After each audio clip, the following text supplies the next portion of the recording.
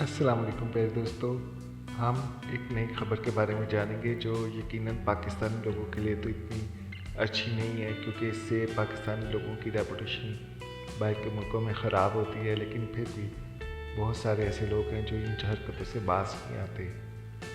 21 نومبر 2024 کو پاکستانی تاجر نے چینی کمپنی کو معدنیات کی بجائے پتھر، بجری، ریت سب کچھ بیچ ڈالا۔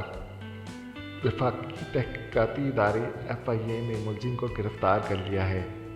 میڈیا رپورٹس کے مطابق FIA کے کرائم سرکل کے عملے نے چینی کمپنی کو معدنیات کی بجائے 11 کروڑ روپے کے عوض کنٹینر میں مٹی، پتھر اور بجری ڈال کر فراڈ کرنے کے الزام میں تاجر کو گرفتار کر لیا اور مقدمہ بھی درج کر لیا گیا ہے۔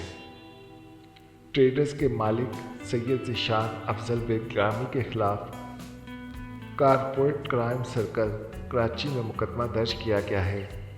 FIR فوجداری انکوائری کے بعد درج کی گئی ہے۔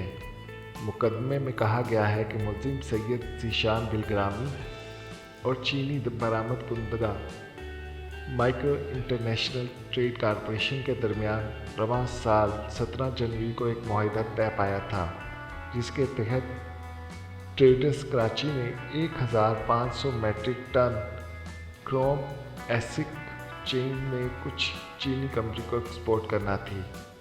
11 فروری کو ٹریڈرز نے کراچی کی بندرگاہ سے چائنا پورٹ پر کنٹینرز کی کیب پہنچا دی، جس میں قیمتی دھات کرائم ڈسک کی بجائے مٹی، پتھر اور بجری موجود تھے۔ FIR کے متن سے معلوم ہوا ہے کہ مذکورہ کیمپ میں پہنچنے سے قبل ہی ملزم ذیشان افضل بلگرامی نے اپنی کمپنی کے بینک اکاؤنٹ میں رکھے والے مذکورہ LC کو دھوکہ دہی سے انجام دیا۔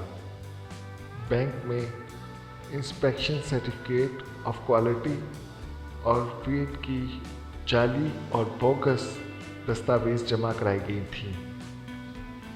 مقدمے میں کہا گیا ہے کہ ملزم سید ذیشان نہ صرف برآمدی دھوکہ دہی کا مرتکب ہوا، بلکہ اپنے حق میں LC پر محض درآمد کے لیے من گھڑت اور بوگس دستاویز پیش کر کے بینکنگ میں فراڈ کا بھی ارتکاب کیا۔ ملزم نے چینی کمپنی کے ساتھ فراڈ کرنے کے ساتھ ہی قوم و ملک کا نام بھی بدنام کیا، جس کی وجہ سے ملزم ذیشان کو FIR چندی گڑھ روڈ پر واقع اس کے دفتر سے گرفتار کر لیا گیا۔ تو پیارے دوستو، کبھی ایسا کام نہیں کرنا چاہیے جس کے وجہ سے پاکستان کی ریپوٹیشن پر الزام آئے۔